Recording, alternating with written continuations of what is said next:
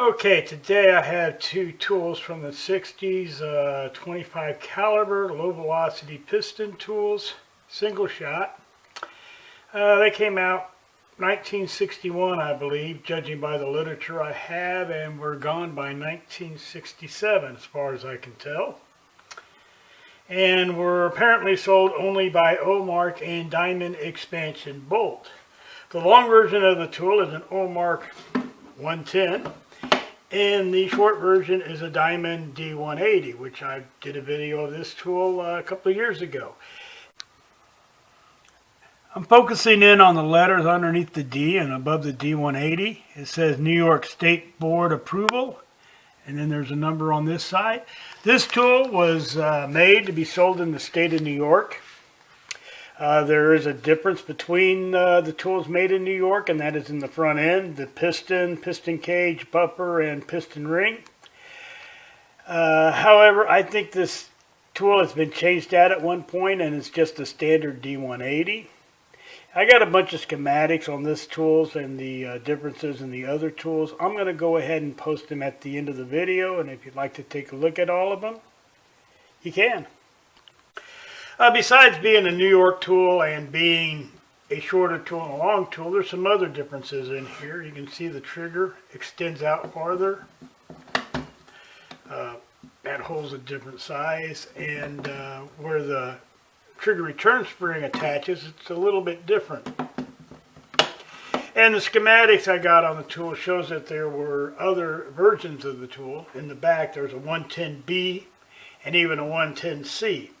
And I wanted to take these two tools apart in order to see those differences, but apparently I need to remove the trigger first, and that's all busted up in there. I can't get the trigger spring out, so I'm not going to do that. Oh, and here we have a metal plate here, and that is for taking your piston and tapping it on it to remove the spent cartridge. Doubt if it got used very much. That one's got a little bit of rust on it. I like the looks of these tools. They're really cool. They got a kind of a space age look for the 1960s Jetsons maybe. Still got the pistol grip on it that all Omark tools had. No country of manufacturing, but I bet it was Australia, like the other Omark tools. And that's really not too much I can say other than that. This one's got a crack here in the housing, and every time I found out that, first off, this can be extremely hard to remove that, and apparently I can't remove it anymore without using some extra help.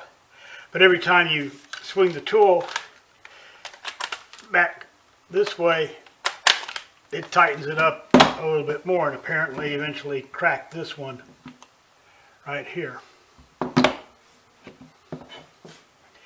Another thing I got here on the tools is this toolbox.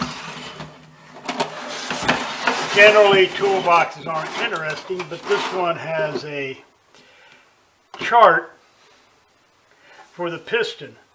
So I got a piston here, and oddly enough, I don't think any of my pistons actually fit the length.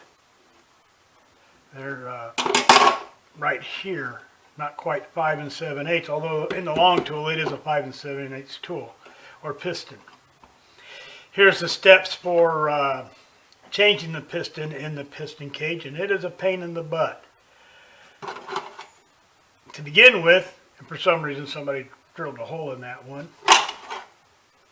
To do it, you're supposed to pry the cage open with one piston, then insert your piston,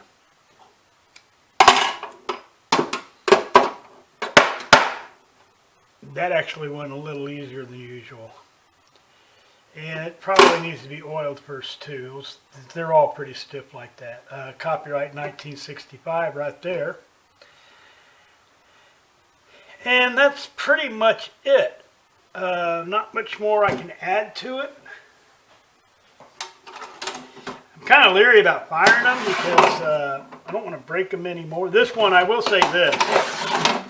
This one is harder to shoot than this one. At least a couple extra pounds of pressure are needed to close that tool.